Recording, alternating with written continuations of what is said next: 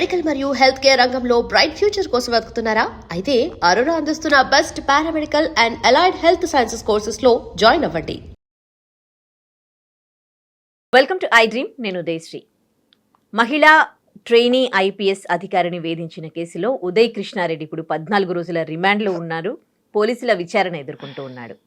ఈ ఉదయ్ కృష్ణారెడ్డి ఒక కానిస్టేబుల్ స్థాయి నుంచి యూపీఎస్సీ ఎగ్జామ్స్ రాసి మంచి ర్యాంక్ సాధించి ఐపీఎస్ ట్రైనీగా ట్రైనింగ్ తీసుకుంటున్నాడు.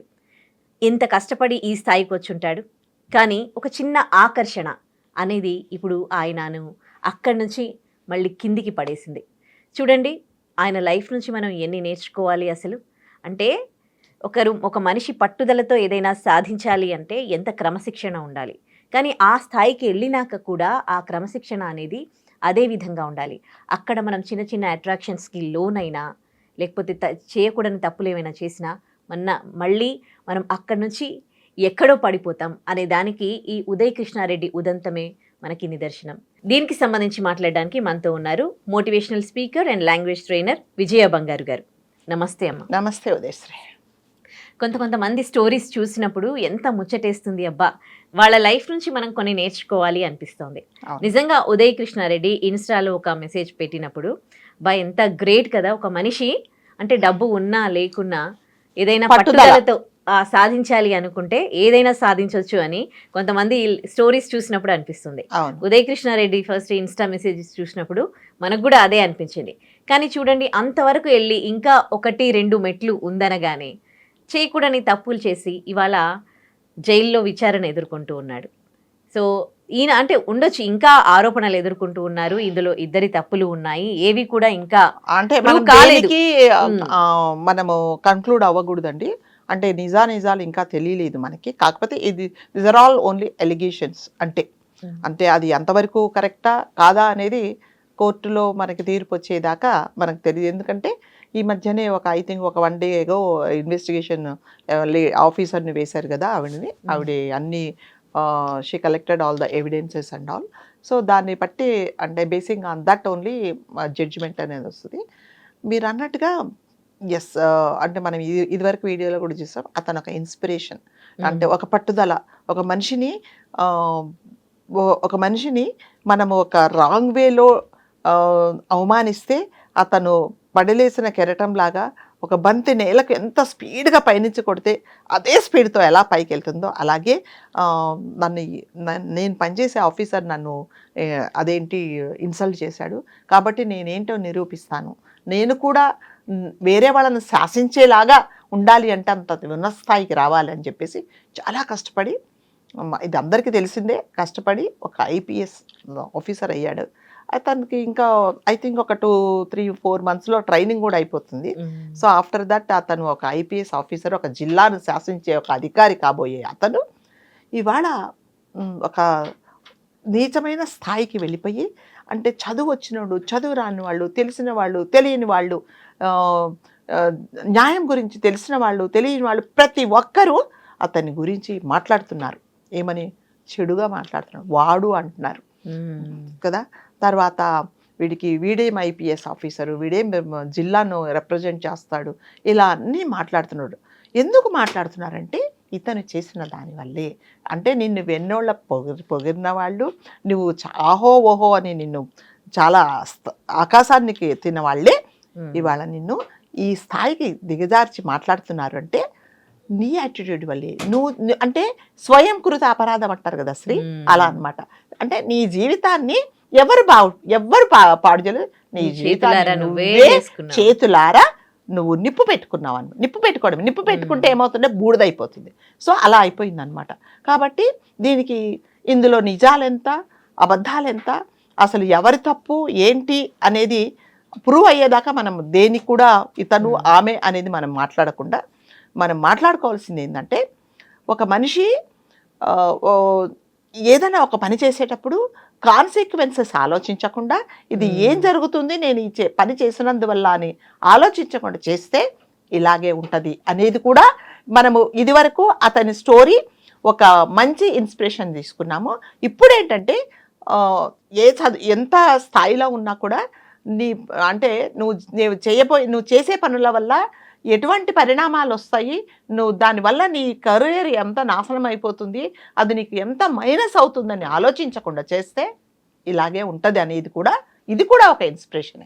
కాదండి, ఇప్పుడు ఐపీఎస్ ఆఫీసర్ అంటే అంటే ఒక క్రమశిక్షణ అనేది వాళ్ళకి ఇంకా ట్రైనింగ్ లోనే వచ్చేస్తుంది. వాళ్ళు ఎంతో ఏకాగ్రతగా బుక్స్ చదవాలి, ఎన్ని బుక్స్ చదవాల్సి ఉంటది. అవునండి. సో దీంట్లో వాళ్ళకి ఒక సిస్టమేటిక్ అనేది తెలిసిపోతుంది. కొన్ని ఎమోషన్స్ కంట్రోల్ చేసుకునే ఇవన్నీ కూడా ఉంటాయి, వీళ్ళకి అన్ని కూడా ఆటోమేటిక్ గా వస్తాయి. కానీ ఇవన్నీ ఈయనకు అలవాటైన వ్యక్తి ఒక లేడీ కేసులో ఇవన్నీ ఏ విధంగా కోల్పోతారు అసలు? ఒక ఒక ఒక సిస్టమేటిక్ అలవాటైన వ్యక్తి. చదువు సంస్కారాన్ని నేర్పిస్తుంది అంటారు, కానీ ఇతని చదువే నేర్పించింది, సంస్కారాన్ని నేర్పించలేదు ఇతనికి కదా. అంటే ఎలా ఉండాలి, నేను ఈ ఐపీఎస్ వచ్చిన తర్వాత ఇంకా నా కెరియర్ను నేను ఎలా డెవలప్ చేసుకోవాలి, నేను ఇంకా ఎంత ఒబీడియంట్గా ఉండాలి, వేరే వాళ్ళ పట్ల నేను ఎంత మర్యాదగా ఉండాలి, మరి ముఖ్యంగా స్త్రీల పట్ల నేను ఎలా మర్యాదగా ఉండాలి అనేది అతనికి నేర్చుకోలేకపోయాడు అతను. అందుకనే ఇవాళ అతనికి ఎదురుపడడానికే భయపడేవాళ్ళు, అతను ఎదురు పడితే సెల్యూట్ కొట్టిన వాళ్ళు, అతను ముందు నడుస్తుంటే వెనక నడిచిన వాళ్ళు ఇవాళ అతనికి కొడుతున్నారు. ఆ పరిస్థితి ఎందుకంటే మళ్ళీ చెప్తున్నా, నువ్వు తెచ్చుకున్నది. కాబట్టి ఎప్పుడైనా సరే శ్రీ, ఒక స్థాయిలో ఉన్నప్పుడు మనము కొన్ని కంపల్సరీగా కంట్రోల్ చేసుకోవాలి, కాన్సిక్వెన్సెస్ కంపల్సరీగా మనం ఆలోచించాలి. నువ్వు నీకు ఒకవేళ ఆమంటే ఏదో అఫెక్షన్ ఉండొచ్చు, ఇంకోటి ఉండొచ్చు. ఎప్పుడైతే మీరిద్దరి మధ్యలో ఇంకొక మూడో వ్యక్తి వచ్చాడు, ఎవరు? ఆమె ఆల్రెడీ పెళ్లి చేసుకొని వేరే మగవాడితో, ఒక భర్తతో ఆమె ఉన్నప్పుడు నీకు ఇది ఇల్లీగల్ అని నీకు తెలుసా తెలీదా? తెలుసు కదా. తెలిసినప్పుడు నువ్వు ఎలా కంటిన్యూ చేసుకుంటావు? అంటే అతను చెప్పిన స్టేట్మెంట్ ప్రకారం ఆమె పెళ్ళైనా కూడా నా మీద పడింది, నా వెంట పడింది, నువ్వు లేకపోతే ఉండలేనంది, ఎమోషనల్గా బ్యాక్ చేసింది అన్నప్పుడు నువ్వు ఎలా చేస్తావు? నువ్వు రేపు పొద్దున సరే ఇవన్నీ వదిలేయండి, ఇప్పుడు ఇవన్నీ కేసు జరగలేదు, ఎప్పుడో ఒకసారి ఇలాంటి అక్రమ సంబంధాలు బయటపడతాయి కదా, అప్పుడు నీ ఐపీఎస్ పొజిషన్ ఏమవుతుంది? నిన్ను అతను వచ్చి, వాళ్ళ హస్బెండ్ వచ్చి నిన్ను క్వశ్చన్ చేస్తాడు కదా, మరి అప్పుడు నువ్వు ఎలా ఫేస్ చేస్తావు? అంటే ఇవన్నీ నువ్వు ఏం ఆలోచించుకోకుండానే నీ ఇష్టం వచ్చినట్టుగా చేసినందుకు కాబట్టి ఇవాళ నువ్వు జైల్లో ఉండాల్సిన పరిస్థితి వచ్చింది. కాబట్టి ఎప్పుడైనా సరే మనం ఏం చేసినా కూడా ఈ పని చేసినందువల్ల నా లైఫ్కి ఏమన్నా ఎఫెక్ట్ అవుతుందా, నా కెరియర్ ఏమన్నా దెబ్బతింటుందా, దీనివల్ల నేను ఇన్ని రోజులు పడ్డ కష్టాన్ని నేను బూడిదలో పోసిన పన్నీర్ అవుతుందా అనేది అతను ఆలోచించుకోలేదు. మీరు అన్నట్టుగా ఎంత కష్టపడితే ఐపీఎస్ అనగానే నిజంగా ఒక మంచి కదా, మంచి పొజిషన్, చాలా మంచి స్థాయి. అది ఎంతో మందినో నువ్వు ఇలా నీ కంటి చూపుతో, నీ వేలుతో ఇలా చూపిస్తే ఆగిపోతారు, ఇది చెయ్యి అంటే చేస్తారు. అలాంటి స్థాయి నుంచి ఇవాళ ఆ చిన్న స్థాయి వాళ్ళు కూడా నీ గురించి మాట్లాడుతున్నారు అంటే ఇవన్నీ నువ్వేం ఆలోచించలేదా? ఆలోచించుకోకుండానే చేసావా? అంటే అంటే నేను అనుకుంటానమ్మా, ఇతను కొన్ని మరి తెలిసి చేశాడో తెలియక చేశాడో అనేది మనం అనకూడదు. తెలియక చేశాడంటే ఇప్పుడు మీరు నేను చదువుకోని వాళ్ళు, మనకి లా గురించి తెలియని వాళ్ళము అయితే అవునండి లా అంటే ఇలా ఉంటుందా, నేను ఈ పని చేస్తే ఇలా జరగబోతుందా, నాకు తెలియదండి అని నేను చెప్పచ్చు. మనం సామాన్యులం, మనకు తెలీదు. కానీ నువ్వు నీ ట్రైనింగ్ ఏది, నీ డిపార్ట్మెంట్ ఏది, నీ ప్రొఫెషన్ ఏది, నీకు తెలుసు కదా, ఏం జరుగుతాయి ఏంటి, ఒకవేళ నేను ఈ పని చేస్తే నాకు ఏం జరుగుతుందని తెలుసు కదా. తెలిసినప్పుడు కూడా నువ్వు చేసావు అంటే నువ్వు ఇన్ని రోజులు అంటారు కదా, ఒక చిన్న రాయి పెట్టి ఒక పెద్ద ఒక మంచి ఒక కట్టడం కట్టుకొని దాన్ని నువ్వే నీ చేతులారా కూల్ చేసుకున్నావు. దానికి బాధ్యులు అది నువ్వే. కాబట్టి ఇతని విషయంలో పాపము అని అన్నాలా అనకూడదు అంటే పాపం అనకూడదు. ఎందుకంటే నీకు తెలిసే చేసావు, తెలియకుండా చేయలేదు, నీకు అన్నీ తెలుసు. అంటే వీటన్నిటి ముందు నేను మళ్ళీ చెప్తున్నా, వీటన్నిటి ముందు నా కెరియర్ పోని, నా ఐపీఎస్ పొజిషన్ పోని, నాకు సొసైటీ నుంచి చీత్కారాలు ఎదురవ్వని, ఏమైనా కానీ నాకు ఆ అమ్మాయి మీద నేను ఉండే దాన్ని లవ్ అన్నానండి నేనైతే మాత్రం. ఇక అంటే నన్ను కాదనేసి వెళ్ళిపోయింది కాబట్టి, అంటే అతని వర్షన్లో ఇప్పుడు అసలు మామూలుగా మనం ఇంతకు వరకు ఏమనుకున్నామంటే నిజంగా ఇతనికి ఇష్టం లేదు, ఈమె ఇతని మీద పడింది అని అనుకున్నప్పుడు అయ్యో అలా అలా అవుతుంది, నీకు ఇష్టం లేనప్పుడు నువ్వు వేరే వాళ్ళకి చెప్పాల్సింది కనుక. కానీ ఇప్పుడు ఇతను చెప్పిన దాని ప్రకారం అయితే ఇవన్నీ నేను కావాలని క్రియేట్ చేశాను కాబట్టి ఇవన్నీ నేను తప్పించుకోవడానికి చేశాను అనుకున్నప్పుడు మాత్రం ఎస్, ఇతన్ని మనం పాపం మన అసలు అనకూడదు కూడా. ఒక ఐపీఎస్ అంటే ఎలా ఎన్నిసార్లు అన్నా కూడా అంటారు కదా, ఏదో ఒక సినిమాలో పోకిరిలో ఏదో ఒక డైలాగ్ ఉంటుంది కదా, మహేష్ అంట వైబ్రేషన్ అంటూ. నిజంగానే ఐపీఎస్ అనగానే మనకు ఒకలాంటి ఒక పవర్ఫుల్ పొజిషన్.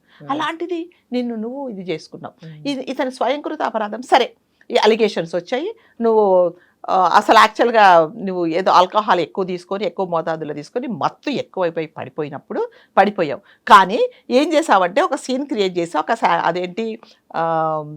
అదేంటమ్మా ఒక బాటిల్ పెట్టాడు పక్కన, శానిటైజర్ అనుకుంటా, అది పక్కన పెట్టి ఒక 2 పేజీల సూసైడ్ నోట్స్ రాసి నువ్వు అన్కాన్షియస్ అయినప్పుడు హాస్పిటల్కి తీసుకెళ్ళినప్పుడు అరే ఇతను సూసైడ్ చేసుకోబోయాడు అని మనం అందరం అనుకున్నప్పుడు తీరా చూస్తే లేదు, అతని స్టమక్ క్లీన్ చేసిన ఎటువంటి పాయిజన్ తీసుకోలేదు, ఆల్కహాల్ మోతాదు ఎక్కువైపోయి పడిపోయాడు. మరి ఎందుకయ్యా నువ్వు ఈ లెటర్ రాసావంటే, ఏమో నేను రాసానా, నేను మత్తులో రాశాను. ఎలా మాట్లాడతావు? నువ్వు ఎటువంటి పొజిషన్లో ఉండి మాట్లాడుతున్నావు? సరే ఇవన్నీ మాట్లాడావు, సరే అంతా అయిపోయింది, డిశ్చార్జ్ అయిపోయినప్పుడు నీ మీద ఇన్ని అలిగేషన్స్ ఉన్నప్పుడు నువ్వు ఎవరికి సబ్మిట్ చేయాలి, ఎవరికి రిపోర్ట్ చేయాలి? మా నాన్నమ్మకి ఒంట్లో బాగాలేదు అని వెళ్తున్నప్పుడు, సార్ నేను ఇలా వెళ్ళిపోతున్నాను, నీ ఇమీడియట్ ఎవరు ఆఫీసర్ ఉంటారో నేను వెళ్తున్నాను, మీకు ఏదన్నా కావాలి అంటే నన్ను కాంటాక్ట్ చేయండి అని చెప్పకుండా నువ్వు వెళ్ళిపోయినప్పుడు ఎవరైతే వీళ్ళు ఉన్నారో ఇప్పుడు అక్కడ ఎవిడెన్స్ అన్ని కలెక్ట్ చేస్తున్నది, ఇతన్ని రిపోర్ట్ తీసుకోవాలి, ఇతని స్టేట్మెంట్ కూడా రికార్డ్ చేయాలన్నప్పుడు అతను ఉన్న 2 అడ్రస్లు లాక్ ఉన్నాయి, అతని ఫోన్ స్విచ్ ఆఫ్ ఉన్నప్పుడు ఏం చేశారు? పారిపోయాడు, తప్పించుకొని తిరుగుతున్నాడు. అంటే జనరల్గా పారిపోయాడు, తప్పించుకొని తిరుగుతున్నాడు, పోలీసులు అతని కోసం గాలిస్తున్నారు అంటే ఒక క్రిమినల్ గురించి, ఒక దొంగ గురించి మాట్లాడతారు కదా. అలాంటివన్నీ నా గురించి మాట్లాడుతున్నారు, నేను ఎక్కడికి ఎందుకు అనాల్సి వచ్చింది? నువ్వు అవైలబుల్ లేవు కాబట్టి అన్ని మాట్లాడారు. సో అదంతా అయిపోయిన తర్వాత నేను ఇవన్నీ నా దగ్గర ప్రూఫ్స్ ఉన్నాయి, నాకు న్యాయస్థానం మీద నమ్మకం ఉంది, ఇవన్నీ నేను ప్రూవ్ చేస్తాను అనుకున్నప్పుడు, మరి ఇప్పుడు నేను అక్కడ లోపలికి పంపించినప్పుడు నువ్వు అవన్నీ ఎందుకు నువ్వు ఇది చేయలేదు? ఎవిడెన్స్ అన్ని నువ్వు ప్రొడ్యూస్ చేయాలి కదా, ఎందుకు చేయలేదు అంటే, లేదు అవన్నీ నేను కావాలని చెప్పాను, ఇవన్నీ ఏమీ లేదు అంటే. ఫైనల్గా తెలిసింది ఏంటంటే, ఆయన గొయ్యి ఆయనే తవ్వుకొని ఎమోషన్స్ని కంట్రోల్ చేసుకోలేక ఒక పెళ్ళైన ఒక పరాయి స్త్రీతో నువ్వు ఆమెను పలు విధాలుగా వేధించావు కాబట్టి ఎస్, అతనికి అది రిజర్వే. కాబట్టి వీటి వల్ల మనం నేర్చుకోవాల్సింది ఏంటంటే, ఒక పొజిషన్లో ఉన్నప్పుడు ఎవరైనా సరే కొన్ని అట్రాక్షన్స్ ఉంటాయి. ఆ అట్రాక్షన్స్, అది అట్రాక్షనా లేకపోతే శారీరక సంబంధం కోసం నువ్వు పాకులాడావా? నిజంగా మనం మాట్లాడుకోవాలంటే అలాగే మాట్లాడుకోవాలి. నీకు అట్రాక్షన్ ఎందుకు ఉంటుంది? ఒక పరాయస్త్రీ మీద నీకు అట్రాక్షన్ ఉండదు, ఆమెను అనుభవించాలనేదే ఉంటుంది. సో అలా అనుకున్నప్పుడు అవన్నీ నువ్వు కంట్రోల్ చేసుకోలేకపోతే నువ్వు ఐపీఎస్ ఆఫీసర్ అన్ఫిట్ కదా. కాబట్టి దీనివల్ల మనం నేర్చుకోవాల్సిందంటే, మీకు తెలుసో లేదో శరవణన్ భవన్ అని అతను చెన్నైలో చాలా ఫేమస్ హోటల్, అతనికి ఎన్నో బ్రాంచెస్ ఎన్నో కంట్రీస్లో ఉన్నాయి. లాస్ట్కు అతను సూసైడ్ చేసుకొని చనిపోయాడు. ఎందుకు చనిపోయాడంటే, ఒక లేడీ వాళ్ళ ఆఫీసులో పనిచేసే లేడీతో అతను సంబంధం పెట్టుకొని, ఎవరో జ్యోతిష్యుడు చెప్పాడట, ఏం చెప్పాడట, నీకు ఇంకా కోట్లు సంపాదించాలి అంటే ఒక పరాయి స్త్రీతో నువ్వు సంబంధం పెట్టుకొని నువ్వు ఆమెతో పాటు కలిసి ఉంటే నీకు ఇంకా బాగా జరుగుతుంది. ఎవరో ఒక యూజ్లెస్ ఫెలో ఒక జ్యోతిష్యుడు చెప్తే వాళ్ళ హస్బెండ్ని చంపించాడు ఇతను. చంపిస్తే ఈమె దగ్గర అయిందని చెప్పేసి తీరా చూస్తే అతను చంపించాడని ప్రూవ్ అయినప్పుడు ఇతనే ఈ శరవణన్ భవన్ అతను సూసైడ్ చేసుకొని చనిపోయాడు. ఎందుకంటే బికాస్ ఆఫ్ వన్ లేడీ, ఒక అట్రాక్షన్. ఎందుకంటే ఒక అత్యాశ, ఆమె మీద ఉండే ఆశ, ప్లస్ ఇంకా నా ఆస్తులు పాస్తులు పెంచుకోవాలని. సో ఇవన్నీ ఎందుకు ఎగ్జాంపుల్ చెప్తున్నామంటే, ఎవరైనా సరే అసలు వాస్తవాలు ఏంటి, ఇది నేను చేసే పని వల్ల నాకు ఏం జరుగుతుంది అనేది మీరు ఆలోచించలేదు. ఎన్ని ఉన్నాయో అతనికి తెలుసా? మీరు చెన్నైలో ఎన్నో ఉన్నాయి, ఈవెన్ మన దగ్గర ఉందో లేదో నాకు ఐడియా లేదు. చెన్నైలో ఎక్కడ చూసినా అతనికి పెద్ద పెద్ద మాల్స్ అన్ని ఉన్నాయి. తీరా ఏం చేశాడు? ఏమైంది కష్టపడి ఆ పొజిషన్ కి వెళ్ళి ఉంటాడు, ఎంతో కష్టపడి నువ్వు ఆ పొజిషన్. ఇప్పుడు ఇతని పరిస్థితి కూడా అంతే. ఇతను ఇప్పుడు ఎవ్వరు అయ్యో పాపం అనట్లేదండి. ఒక 99.9% ఎస్, అతనికి నిజంగానే అది అన్ని ప్రూవ్ అయితే ఇంకా అతనికి కెరియర్ అనేది క్లోజ్ అయినట్టే. Hmm. లేదు, ఒక 1% మనం అతని వైపు నుంచి మాట్లాడితే, ఒకవేళ నిజంగానే ఎవరో అతన్ని ఫోర్స్ చేసి, ఎవరో నువ్వు ఒప్పుకో, తప్పు ఒప్పుకో, నేను చేశానని ఒప్పుకొని ఎవరైనా, అది అలా 100% జరగదు. ఒక్కవేళ 1 పాయింట్ నేను మాట్లాడుతున్నా జరిగితే మాత్రం ఎస్, అతను బయటకు వస్తాడు. అతను ఏమనుకున్నాడంటే ఇవన్నీ ఏం ప్రూవ్ కాదు. సో నేను, ఎందుకంటే నేను ఒక ఐపీఎస్ ఆఫీసర్ను, సో నాకు ఒక మంచి పొజిషన్ ఉంది, సో నన్ను ఎవరు ఏం చేయలేరు అనే ఒక యాటిట్యూడ్తో కూడా ఇవన్నీ చేసి ఉండొచ్చు. ఇది కథ అడ్డం జరుగుతుందని అతను తెలుసుకోలేకపోయాడు. కాబట్టి అంటే ఒక స్టేజ్ కి వెళ్ళడానికి చాలా కాలం పడుతుంది, చాలా కాలం స్పాయిల్ అవ్వడానికి అంతే నిమిషం కదా. పట్టదు. నువ్వు ఐపీఎస్ అవ్వడానికి ఎన్ని రాత్రులు నువ్వు కష్టపడి ఉంటావు, నీ లైఫ్ లో ఎంత త్యాగం చేసి ఉంటావు కదా, ఎన్నో నువ్వు వదులుకున్నావు, నీ టైం, వాల్యుబుల్ టైం అంతా స్పెండ్ చేసుకున్నావు. తర్వాత అతను చదువుకోవడానికి డబ్బులు లేకపోతే వాళ్ళ మేనమామ అతనికి హెల్ప్ చేశాడు ఫైనాన్షియల్గా, ప్లస్ ఫ్రెండ్స్ కూడా హెల్ప్ చేశారట. ఇతనికి ఒక ఫ్రెండ్ ఉంటే నువ్వు ఈ ఫీజు కట్టాలి అంటే అతను ఒక కవర్లో ఎంతో డబ్బులు పంపించాడు. అవన్నీ ఏమైపోయినాయి మరి? అంత మట్టిలో పోసిన బూడిదలో పోసిన పన్నీర్ అంటారు కదా, పన్నీర్ అంటారు కదా, అట్లా వాళ్ళందరి సహాయము అంతే.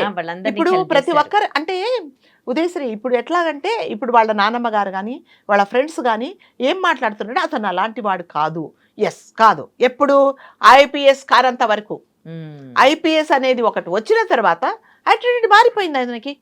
నేనేం చేసినా కూడా కరెక్ట్, నేనేం చేసినా కూడా నన్ను ఎవరు ఏం చెయ్యరు అనే ఒక ధీమాత ఇవాళ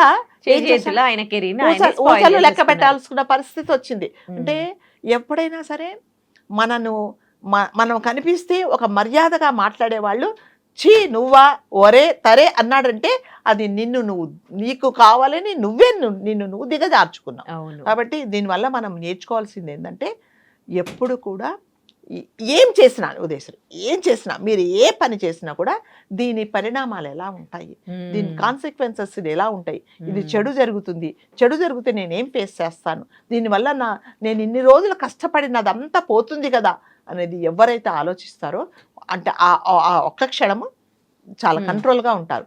మీరు ఎప్పుడైతే కంట్రోల్ చేసుకోలేరో, ఎస్, ఇతన్ని మనము మళ్ళీ ఇంకొకలాగా, ఇప్పుడు 0 నుంచి హీరో అయ్యాడు, హీరో నుంచి 0 ఎలా అయ్యాడు.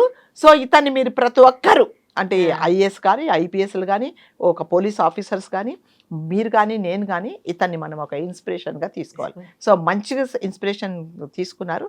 ఇప్పుడు చెడు మనిషి పాతాళానికి ఎలా తొక్కబడతాడో, ఎలా నువ్వు ఎటువంటి పరిస్థితులలో ఏం చేస్తే నీకు ఈ పరిస్థితి వస్తుందో అనేది కూడా ఇతన్ని మళ్ళీ మనకి ఇన్స్పిరేషన్.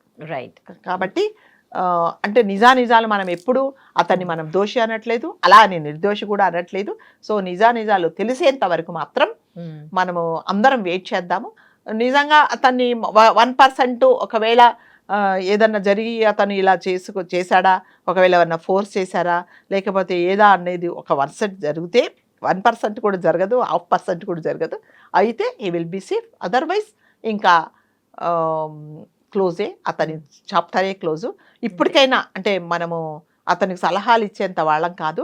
అలాంటి వాళ్ళు ఎవరున్నా కూడా ఇప్పుడు ఈ జరిగిన పరిణామాలకు అతను ఒక పాఠం నేర్చుకోవాలి, గుణపాఠం నేర్చుకొని ఇప్పటికైనా సో నేను ఎందుకు ఇలా చేశాను, ఇప్పటికైనా నేను బాగుండాలని ఏదో చిన్న ఉద్యోగం చేసుకో, మళ్ళీ గవర్నమెంట్ సర్వీస్ అయితే అతనికి రాదు ఇంకా. కాబట్టి ప్రతి ఒక్కరూ నేర్చుకోవాల్సింది ఏంటంటే, yes, we have to control our emotions. మనము ఇంకొకటి ప్లస్ కాన్సిక్వెన్సెస్ ప్రతిసారి మనం క్షణం గుర్తు తెచ్చుకోవాలి. నేను ఒకసారి మిమ్మల్ని గొంతెత్తి గట్టిగా మాట్లాడితే దాని తర్వాత మీరు నన్ను ఏదన్నంటే నేను ఫేస్ చేయగలనా అనేది కూడా నాకు తెలియాలి మాట్లాడే ముందు. కాబట్టి ఇవన్నీ తెలుసుకొని ఎవరైతే ఉంటారో వాళ్ళే చాలా గ్రేట్ పీపుల్ అని నేను చెప్తా. చదువుతో పాటు సంస్కారం అనేది చాలా ఇంపార్టెంట్. చదువు వచ్చింది అతనికి, ఎస్, కష్టపడ్డాడు, చదివాడు, చిన్న స్థాయి నుంచి ఒక కానిస్టేబుల్ నుంచి ఒక ఐపీఎస్ అయ్యాడు. అది నువ్వు నిలబెట్టుకోలేకపోయావు, ఏం లాభం? ఏమన్నా లాభం వచ్చిందా? పోయింది.